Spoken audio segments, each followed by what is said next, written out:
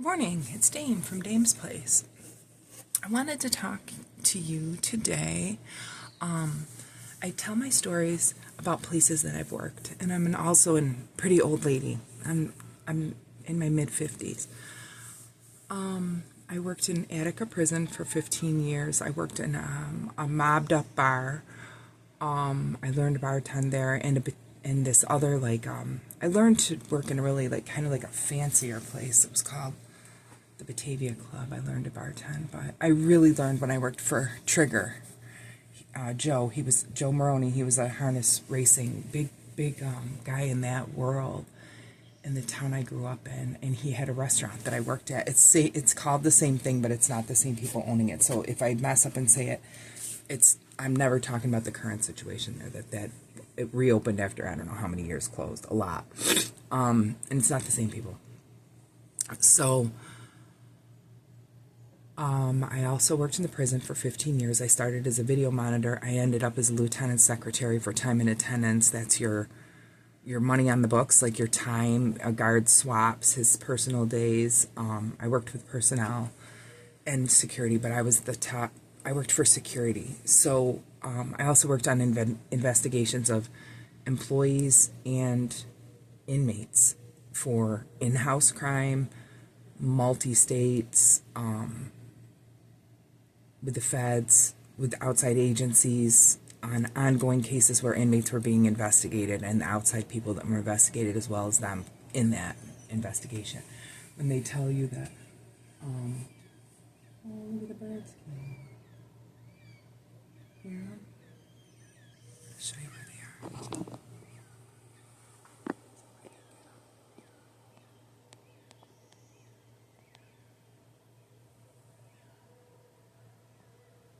I can't really see him, but, well, I can see him with my eye, but it's tough to get in the camera. If I pick him up, I'll put him up. So, I like to share in these industries. I was a bartender, and at that time, there weren't a lot of bartenders that were female. Not in fine dining, especially Italian places. It was mostly male bartenders. I mean, all where I lived, all at that point. But like country little bars and like neighborhood bars, they had women bartenders and stuff. It wasn't like unheard of. It just wasn't very common. But especially in fine dining, they liked the girls to wait the tables and the men to wait the bar. You know, it was like a class thing, sort of. Okay, so I learned a lot there, but I haven't talked about coming out, how we got here, other than I had to leave the prison. I had to leave on my lunch break, the prison, after 15 years. I didn't tell anybody I was leaving. I was signed out. I had a doctor's note before I left Attica Prison due to the stress and harassment to leave months before I did, but I had to get my daughter to graduate because she was having a lot of trouble in school. None of that her own fault. It was all by design, by the people that didn't like me or didn't like her father, but primarily me. I would put it all on me. I wouldn't take it on his behalf. But I was the one that went to all the school things. What happened here? What the heck, sissy? You know, because a teacher got fired, her cheerleading coach that was just like, she was like an assistant in a study hall. She just watched study halls, you know, not in the union, not a teacher, no, just a walk-in, and she was an assistant teacher at, or assistant coach for cheerleading. And then I found out, my daughter found out that they were going to not catch her. She was a flyer. She flew in the air, and they went to competitions and stuff like that, and they weren't going to catch her. And this woman was calling her the B word in school. The amount of, I don't want to get upset about that, but the amount of abuse my daughter took was, I mean, I was in there about every week for at least, since she was a little girl though. Her first grade teacher in the middle of her class dumped her desk out in front of everybody because she said Tess had a messy desk. And my daughter was so like, oh my God, she was so private. At a Christmas concert, she'd face the wall. She was just like such a, it sounds so like, what was going on in your house? Like, I mean, it wasn't happy, but we weren't fighters. We didn't yell. I don't raise my voice. My ex-husband didn't raise his voice really. I mean, we was like, I couldn't understand it, but actually when she got to at college, kindergarten, we were already separated, so it was already tenuous, to say the least. But I mean, I always stayed around. I kept it as nice as I could. And when you're with a narcissist, that's, you know, very difficult, because they want it to be chaotic so that they can offer the relief from the chaos they create in your life. And then they'll say, okay, well, if you do this, it'll stop, you know. And that was pretty much the way the bit in my mouth was set since I was a kid. So, but my husband now, that was my ex-husband, or Good Diecast guy on YouTube. I run this little spot on Instagram, and you could look there. I'd love you to look there. I used to put a lot more cooler stuff. Now I kind of screenshot it because it was kind of off the subject a little bit of his cars. But I would always tell you to go over there, and sometimes on Carfax Friday, when he does that, when he gets back to that, today's usually Sunday Sizzler, he's got one up. He wasn't gonna film it, but he's got a drill and tap video up. So go over there and check that out. He's working out in the shop now. That's why I'm filming now. I should have these things like written out, but I can only kind of do it when I feel like it. And he asked me this question. Here I am, how many minutes in? My apologies. 6 minutes and change in. And I don't have that much on my phone, so I may upload a lot today, but it'll be today because I have to erase them as I go. So my daughter's going to graduate. This is Thursday I leave. Friday is her graduation. I'll be home. She hasn't registered for college, much to my dismay. I have been working on that the whole time. Please, come on, let's go. She wasn't going to come out with me when I first came here, though she could have, but she had to have her college stuff, and none of that was ready, so she was going to go to a local community college. You know, you get your credits there and then come out. That didn't happen, but because she decided she didn't want to. That's why. I wasn't working. I haven't worked since I've been here. And my first job was the story. My husband said, you know, when you got here, I had you set up in the best job, like where you should have been coming. And it was so great. See, Sean came out early. I stayed the last few months. I went out and moved him with all our stuff, his stuff mostly. In our van, we took a cross-country trip, and we went from New York all the way to California because his kids were in California, so we were going to see them, and he was going to stay there until I was done, and I had a few months to go to get my daughter to graduation. And I couldn't say that in the town. My daughter couldn't say that. She knew it, and she had to keep that secret, so I felt bad about it, but I couldn't let people know, because when you're short on time, that means you're going to get out of prison soon. If you're a person or a worker, it doesn't matter. People will try to throw a wrench in it so hard. Like, I could take a slip and a fall down the stairs because somebody wants to get me before I'm gone, before I go. I am not exaggerating one bit. That is very common. So, and then it could be a litany of other things. It wouldn't matter. On the street, I had the cops knocking on my door all the time because I had a neighbor that called. They gave me an ACD for a loud television. It's unheard of, but it happened. So let's see. So I'll tell the story about when I leave work a different time. But I'm gone. She graduates that Friday. And she thanks her father and stuff. Parental alienation is real. She thanks her dad for everything. And I'm not going to bad talk people, but, he wasn't really around. And she didn't really say much to me because I think she was so upset and felt so, bad that I was leaving. And it was, and that comes out in different ways. But also, when you learn about parental alienation and what that does to the kids and their attitude towards you, you also know, like, for me, I couldn't go in there and keep that job under those circumstances because they were going to send me out in a body bag, and they said it. So that's how it was. And I wasn't going to hold anything up. Like, I don't know. Anyway. So I leave that Sunday. My husband bought my ticket, and he's in California. We had driven there. We had stayed there. We had a beautiful cross-country trip. We went to Garden of the Gods. We stayed at Pikes Peak. We got snowed in a blizzard there. It was wild. It was just wild. And I loved it. I thought Colorado was great, but it's if you've been there, like Rocky Mountain High. It was great, to have like legal, not criminalized puff, puff. But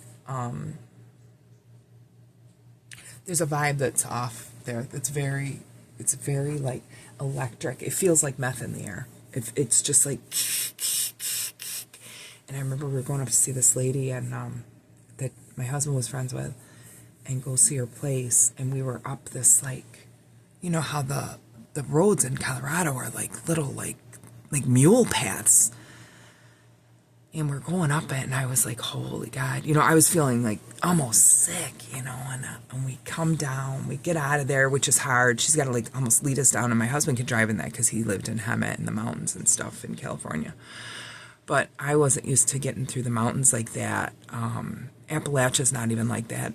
It's almost like more lived in or something, or the places I was. I never went in the back part of Appalachia, but I've been all through Appalachia from New York to Florida. I've driven down there. I can't count how many times. That's a couple times a year trip. That's not a big deal, you know, like to go through there and see all that. It's gorgeous, but I didn't ever stay in Tennessee or anything, and I always thought I wanted to move to Tennessee. And I always loved Kentucky too, but it's just sad in Kentucky, so I was like, I don't want to, you know, Harlan County, damn. So another life, I know I was down there, and my people were down there for sure. My people are from South Carolina, North Carolina too, but then they moved to Georgia. They just followed down, you know, watch where they move the Indians, and then some are white and some are native. So anyway, I'm off on that. Well, that's part of today's, so, and very, if people only knew who my family, like how my people were, I didn't talk about that, so a lot of people don't know. And I grew up with girls. When I say I'm from this little mobbed up town between Rochester and Buffalo, halfway, it really was that. When I watch Mob Wives, it's like the girls I knew from work and stuff, the girls that I went to school with. That type of mentality was not foreign to me. It's very familiar. Drita said on that show, if you watch that show, I think she's Armenian, and so she was married to a guy that went and did time, and Lee Travanzo, I think, and he did time for robbery or something, and she's like, I was on Mob Wives, and truthfully, most of them were mob daughters. They were daughters on that show. Like, you had like Sammy the Bull's daughter, the Graziano's daughter, a few of them, but like Ange was really married and stuff. But a lot of the girls that I knew were like that, you know. A couple girls, I had roommates over the years, and I'm not going to say too much about the one girl because she's passed on, you know. But it was like that. It was like really loud and wild and like just big, you know, just big personalities and stuff that you just are.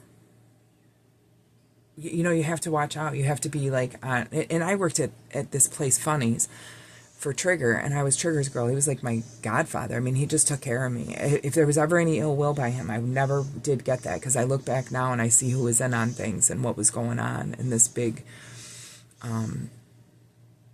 deal with my getting rid of all the people in my family line so that my stepmother and her daughter could get it with my cousins. This, whatever the inheritance was, this deal with the city about the water at their house. There's a water deal and stuff, like $3.4 million. That's probably not it at all. That's not the only thing, not by far, but that would be one of them. And my father even knew about that, but he didn't, you know, it was down the road, but he always knew that was going to happen, like retirement money. So, anyway, I'm leaving the prison. I'm done. I'm not telling anybody. I'm out. I've got that medical. Oh, and another quick thing on a story I told the other day about when I moved. I was 19. I moved to Kansas City, and then I moved to Florida after that. That's like the time of that job, and those, like, living with my uncle in Kansas City in a mansion in the sporting section, and there was a couple of girls that were burlesque dancers. That one lived there and one didn't, but that was his girlfriend, and she was in and out all the time. So, the first thing was in high school when I lived with a girl, and I told you I paid her mom. I paid her $30 for her mom. This was like supposed to be my best friend, you know. She never gave that money to her mother. Her mother let me live there for like 3 to possibly 6 months, having never gotten a dime from me, because I was giving it to her daughter every week. Her daughter was the manager at the pizza shop. Like, I handed it right over at payday. because it was actually cheaper than paying my father rent. Believe it or not, it was a better deal. And she was, her mother was gold. She was like so nice that it was like such a blessing to have her. Like, I would never have not wanted to pay her. I would never ever do that. Not in a million years. The respect that I have for that. So that happened, and that like always left a bad taste in my mouth, especially for that person, for that girl. But I mean, she just said, like, oh, I used it for whatever, you know what I mean? And like her mom totally forgave it and let me stay there. Didn't she? She came out with, Damien, do you think you could start paying me some rent? Like, I really need some help with the bills. And I'm like, what? I have paid her every week this whole entire, maybe summer we're going into school, or like not the whole summer, part of the summer and into before December, because I never really went home after that. I was once I was out at 15, I was only at my home, like in and out. I stayed with friends. I went back to Florida. Summers I didn't stay there unless I was working. It was just like real insy outsy because my family life there was like just no bueno. So, I wanted to say that. I didn't make that clear. That girl never paid her mother, and her mother let me stay there for nothing for all those months because I had no money to make that up to her, to say, well, I've given her, what's 120, like, it was like about 400, 500 bucks that I'd given her to give her by that time. I want to say it was almost 600. I felt I was into her for 600. That sticks in my mind. But it could have been less than that because I gave her like 150 or maybe a couple hundred that I had at the time, like saved. I never had any money really saved. I'm in high school. And then I'm in my, I went for more than 6 months of college, a year, I guess, and then left. Not a year, 6 months, because I graduated late. They took me out of school for a year. When my mother died, I was out of school for that year. I didn't talk, so they didn't make me go. And my father was kind of on the run at that time, living with me in like a cabin out with no power, no electric, quietly, like snowshoe in, snowshoe out, ski out, skiing, parking our car at a different place, stuff like that. In the wintertime on Canisius Lake, which is rough. So a lot of weird stuff. We lived in a storefront in Monroe. My dad he was the weed guy for like a lot of people there that were stars, that were like local stars, local musicians and stuff. And he could have been doing other work too. Maybe it wasn't always that, but sometimes it was. So I met a lot of those people, a lot. So sometimes they babysit me. Chuck Mangione would babysit me sometimes. It was wild. And he wasn't a creeper. So before anybody thinks, oh my God, I don't have any of those experiences to tell you. So let's get back to getting out here. How far am I? Getting out here 20 minutes. Dang, sorry. So we get out to Oregon. And my husband's first. He goes to California, and he gets a job up in Oregon. And he's working for this guy, and he's living and when he was in California, he was saving money. He was living in the van and had a gym membership and was saving all of our money, his money. I brought mine with me, basically. He was saving it and giving it to his daughter and her mother, his ex-wife, for the care of her, and build her a pond in the backyard so she could have this beautiful pond, and teach her about aquaculture, like growing with your fish and all of it's aquaculture. It's like aqua farming. So he's really good at that, and he did those for places. He built one of those, it's a pond, and then you grow your herbs and stuff out the side of it. Aquaponics. He did that in a place in Brockport. When we lived in New York, they paid him to do that, to build that. And he could build that anywhere. He could build it at your restaurant or your house. It didn't matter, whatever. So he was there doing that while I'm finishing up with my daughter and getting her all graduated and set at college, which I was able to get done. Thanks to my friend Becky. God bless Becky, because she got that through. She came in when I was getting her registered, and the girl didn't want to register because of a lot of different reasons. But mainly one was like, it doesn't matter. I'm not going to get into that.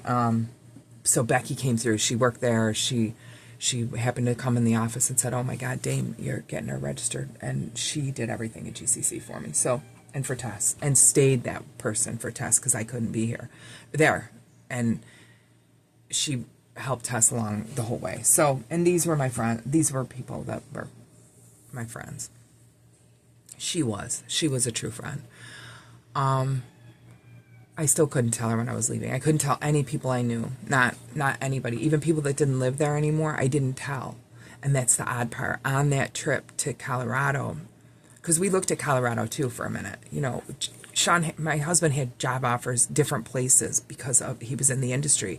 He had a dispensary prior in California before, you know, it was legal anywhere else. He had already had a farm, had a dispensary, the whole nine. So, it was legal there too. But he got offered this job up in Oregon, and he liked that. So he took that job, and he says, come out to Oregon. And he had stayed in the van that time too. He didn't get an apartment without me. He said, we'll wait till you get here and we'll pick out where we want to live, what we want to do, you know. And he worked that job. So when I come up, he had left that farm and he had gone to a new farm. That guy, I think he was on his second or third spot. It's wild. The weed industry is wild with it, you know. So, but it's smaller than you'd think. But I'll explain that at a different time.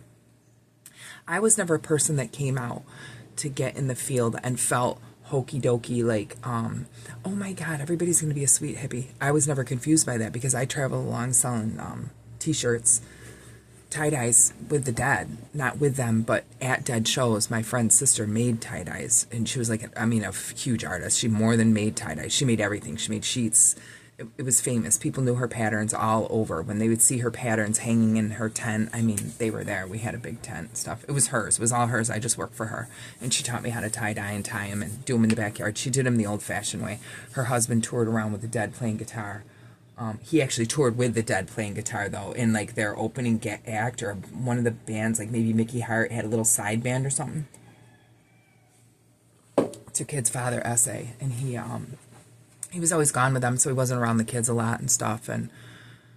But she was involved with, you know, she had been to California. She had been, and, like, she had picked all that up. And it's just a traveling, like, circus. It's like a Renaissance fair almost with Dead shows back then, the psyop that it was. But, you know, it was cool back then. But anyway, in mid-90s, it got not cool because Jerry Garcia might have died, but he wasn't any, like, end-all, be-all. I'm not saying it like that. I'm not a Deadhead fan like that. I just like the vibe, you know. Good dancing. Like, you watch jingle dancers at powwows. I mean, that's what we're doing. That's what I'm doing. So, and making that loot. You know, it wasn't always the party thing. People be like, oh, I saw you at the show or whatever. And, you know, I was working. You might have seen me. You ran into me, you know, and I might have been walking around for a bit. But we would just go and come back, drive there, drive back. But I did go to plenty where I saved up money and went to a few shows in a row, and it was just nothing but fun with my friends, not with her. Just things I did with my friends and stuff like that. So I wasn't confused by that because mid-90s, working in that bartending, I was there a decade. I worked there from the time I was 20, because I turned 21 working there.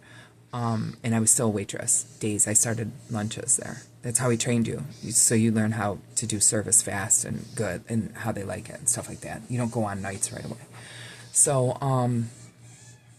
but I didn't have trouble with that because I was coming from this Batavia club, which was pretty, you know, the lady thought it was la-di-da, but like literally she was an ogre. She was like Fiona from like Shrek or something, like not even that, not nice like Fiona, but just like that lady, just like always,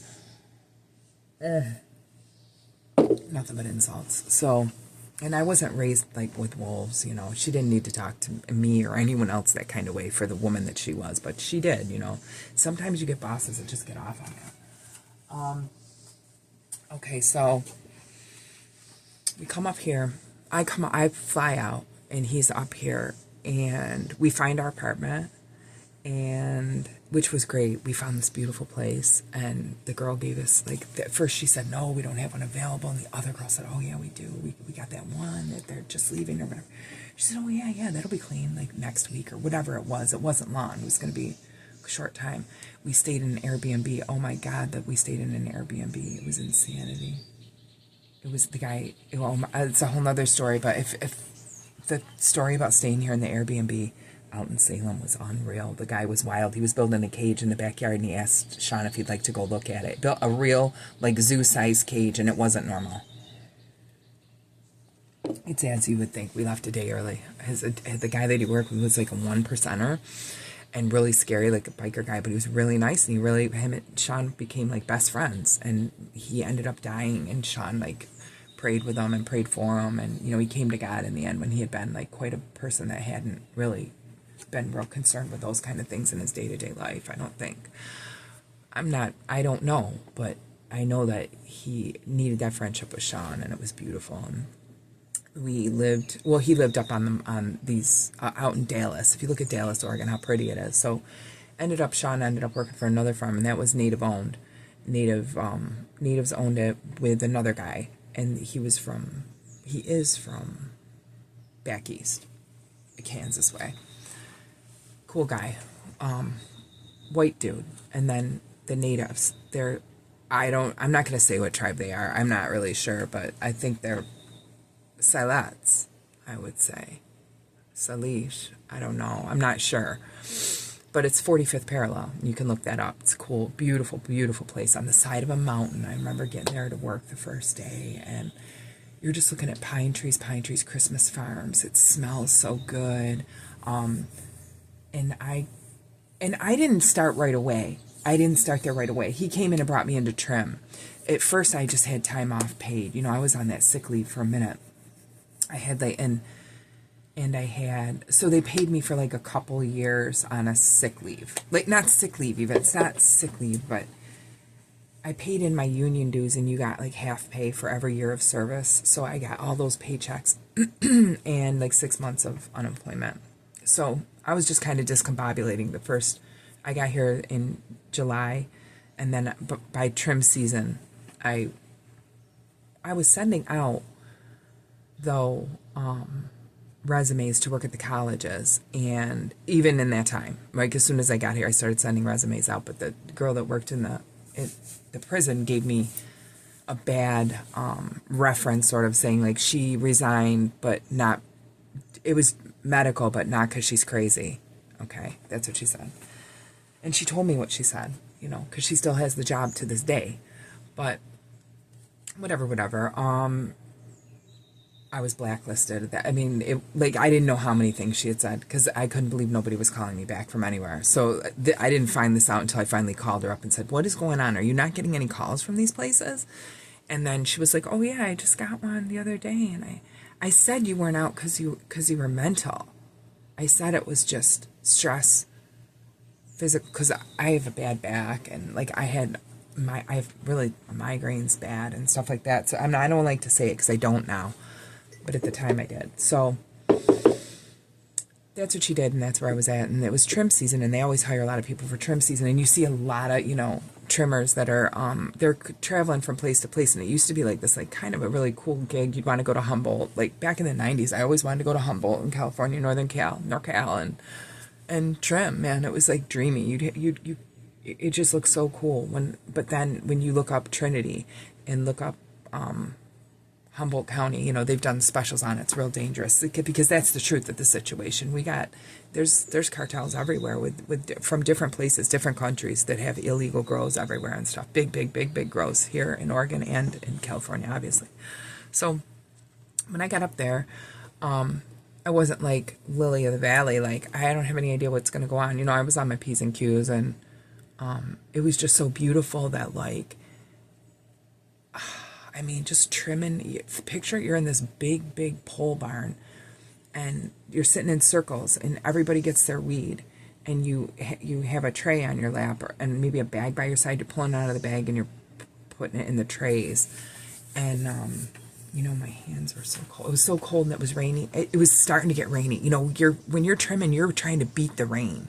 And it was cold, and you're trimming into rain, because you're just because that's when you're letting your product go until late October. So you get the cold nights, and it turns nice and purple if you want it like that, and not get any mold. That's your biggest problem. So we're picking mold and trimming, which there was not. That's not even an issue. We're not having an issue with that or anything, but that's what you would be looking for when you trim. And we're hand trimming. Like, this is all hand trimmed. It's beautiful. And I just remember looking out over the mountains and just smelling weed and pine, and like, this is living. This is living. I don't care if it's,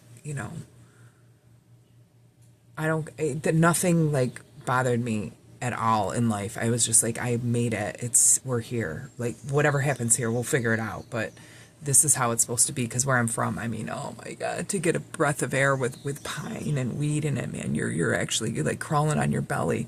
Like, oh my God, somebody's got their, like, you can smell their shit. You're worried for them. Like, it's carrying, honest to God, it was that bad where I was, you'd love to smell it. And then you just pray to God for the people growing. Like, man, I hope they're good and covered. But out here, you're just free with it. You just walk up to a plant and smell it. And it's, I remember going to a dispensary and just like ordering whatever I wanted. And like, it was crazy because when you live in a place where it's illegal, you want something. It's very difficult to even get what you want if they don't have dispensary. You just take what's available, And if that's bunk homegrown, that's bunk homegrown because you don't have the balls to take the chance to grow it yourself. So, which is smart. You shouldn't get in trouble for it. It shouldn't be illegal. But so anyway, it was just like Miraza. It was just like, I like that vibe. I was like, I don't ever want to go back to a vibe where I feel like I'm just, the foot is on my neck. I never felt like that there. And I didn't end up to keep trimming because it kept getting more, I don't know, maybe it was pretty off the chain. My husband was a boss there. And it wasn't me. I wasn't a bad girl, bad employee, bad girl around, like, trying to stir up trouble. It was nothing like that. It was just, like, there was a lot of other stuff going on there, and his job was way more important. We didn't need that. I wasn't making so much trimming. It's not a big money job or anything. That I figured it out, that why don't I just cater for them? Why don't I make them lunches? When he said, you don't have to come to work this day. I had already wanted to do lunches, and I had done a few lunches for them, just because I wanted to do some lunches. Sean and I wanted to bring lunch up to the farm and give everybody a big pot of soup and bread and stuff, because that was my gig at work, and I thought, I can make that work up here. We'll deliver up. He's going up to the farm. I'll deliver lunch 3 times a week. That's a paycheck. So we did that the whole time he was there, and it was great. He was so sweet. He was just like, it's a lot of work to go up there, and, he'd have to ask, what do you want on your sandwich? And he really hadn't done work like that, and he's really a boss, and he's just such a nice person. I love my husband. He took a lot, because I was like I was rough. There was a guy that would tip $5 for no tomatoes on his sandwich. And I was like, I don't want to get into the ins and outs of people, the lettuce, tomato, onion, and all. Isn't that wild? I mean, I shouldn't have been that bossy, but I kind of was. Like, they're just going to standard come with lettuce, tomato, and onion, mayonnaise, oil. And if you don't want one of those things, then let me know, right? That's basically what it was. And everybody was cool with that. Peppers. Like the good peppers. The Italian yellow ones, banana peppers. Hot. And you put mayonnaise and Italian dressing on it. You can't go wrong on a sub. And then I would bake them in the oven. And then put everything on them, wrap them individually. Because I worked in a pizza shop I forget about that. I worked in a pizza shop for 5 years and a car dealership too. High school to my early 20s. Then I moved to Kansas City, which was the story I told the last time I talked. And then I wanted to get that straight with, like, the reason about that girl was she didn't pay her mother the money. And, like, what a golden mother she had that didn't even ask me for months. I mean, so I said that already. So, I would just get up early, like 4:30 in the morning, and start making subs and get them. They'd be hot. And then I made breakfast sandwiches, egg, ham, and sausage on hard rolls. Those are like really good. You fry the hard roll in the pan, and then you fry your egg with cheese and whatever meat they want on it if they wanted meat. I used to get ham steaks, and everybody would get like breakfast and lunch. So they would buy 2. It's Sean going up for 1 run to work. And our orders are over $100 every single time, because people are getting this. The sub was $10, and the breakfast sandwich, I think I charged $6 maybe. I had to get more than 5 because they cost they're expensive to make, but I think that's what I got, $6 maybe, or maybe it was 10 with. Like, I sent waters and chips up too. Like, so there was like little deals I did that Sean took care of. I feel like I hear a little mousy. So that was great. It worked out great. I would draw up a little menu every week and send it to him, and everybody could sign up on it. And they would sign up for whatever they wanted and put no tomato. This one guy, he didn't want tomatoes, and he tipped me $5 all the time, every week. Just leave the tomatoes off. So I did. Obviously I did, because I'd be a dumb business person not to. But I should have never, like, really made a big deal about it. But it was like a lot of ins and outs people that would just order and just throw them the $10 and then say, you know, okay, we'll get it on Friday or whatever. So, like, because there's a lot of people trimming. You know, that barn was full of circles of us sitting there, and I'm sitting with these two guys, Marky and his, I don't know if it was his brother or his cousin, Native. And we are just laughing so, that's probably why I got in a little bit of trouble, but we were laughing so hard because I had never done a job like that. I couldn't believe it. They're asking me about the prison, so we're laughing, and there's probably 10 of us in a circle, but I'm just talking to them. And it was cold, it was raining, and I remember at one time I looked up, and in the back there was this room, and the girls would go in and they shut the door, and I could see all these chairs in there, and then a huge heater. It had a huge space heater. I go, is that a space heater up there? We were cold out there. We were cold. It wasn't too bad, though. It wasn't like, this is not like any kind of like bitch about it or anything. It's just how it was, because you don't have a space heater for all those people, and it was warm enough. You wear a coat, and you know, you wear you're wearing like I'm doing farm work. It's farm work. But that toasty room, I said to Marky, I go, Marky, is that a room where are girls trimming up there? Is that a trim room with a heater? He's like, and he looks like nervous. And everybody that's going in there is Native. He's like, I think so. Yeah. What? And I was just like, oh, okay.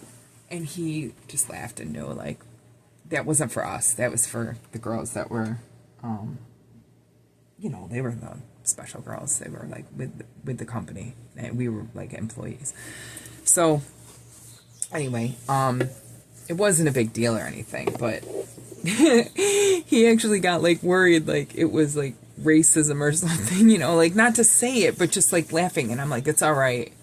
You got to be kidding me. I'm coming out of a prison. I don't need a heater. I'm happy to sit here and shoot the shit with you guys. Like, this is great. I just wondered, is that a heater, and are they trimming up there? Could we maybe get a heater out here, but I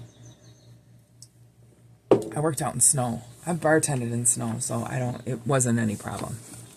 So that came through, though. The better thing came through with doing the food. That was great, because people got lunch, and their orders were like $25 every, you know, that's 5 people, and, you know, way more than that were ordering, so it was great.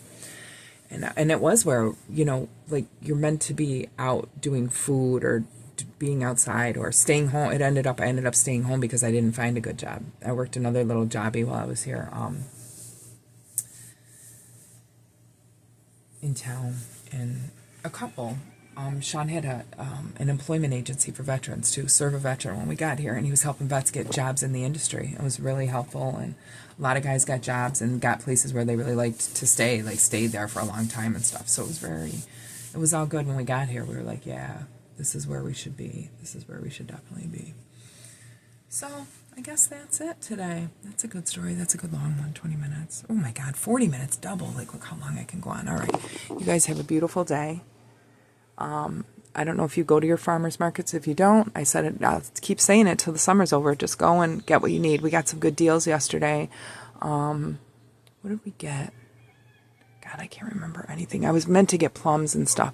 Oh, we got some rosemary and stuff. So I'll put up some rosemary oil and remember, you can always buy your homegrown basils, any of the herbs that you like from your farmer's market. Hang them upside down and dry them if you don't have, like, I have a circle, like, hanger that zips, and it's an air dryer, and it's just a big hanger, like, made out of mesh, and each one holds, you know, it can hold pounds, and it hangs from the ceiling. That's what I dry mine in. But sometimes I just do small bundles. So even if that's all you're going to do small bundles and put it away for winter when it's difficult to get basil or whatever you want. You know, you can buy it in a jar, but you're taking a risk of what's in the jar. You're always taking a risk if you're not getting it yourself. So I suggest that. And I'm going to make some, I know I tried to show you this earlier, but these are little hops. See this? That's a hop. That's what they make beer out of hops. And nails look terrible. They don't work. Okay. So that's that. Have a beautiful day. Enjoy your Sunday. Try to put up some tea leaves if you can, or go to your farmers and see what you can do. And you can always put it in the freezer. And maybe I didn't say this too. You can put it in your freezer, in the freezer bag, and figure it out in the winter when it's colder and you don't have anything to do. Just buy the sugar when it's on sale now. Buy your canning things. Buy the case. You may not want to do it now. It's super hot and it's very high pressure. I don't like to do the high pressure canning unless I'm all set up and I have a very small, I don't need to put up cases of it where you may want to be putting it up for, a few little kids and stuff. I make a lot of our jams, I just make it right to order.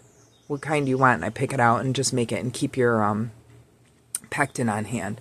But that's all you have to do. But don't let it overwhelm you now. Like, oh, I don't want to get that. I don't want to get peppers. If you buy the peppers, you just string them up and dry them. You can dry your peppers and get a case, and you don't buy them from other places where they're treated. You know what I'm saying? And you're going to wash all your vegetables real good with, I like to do baking soda, water, and vinegar.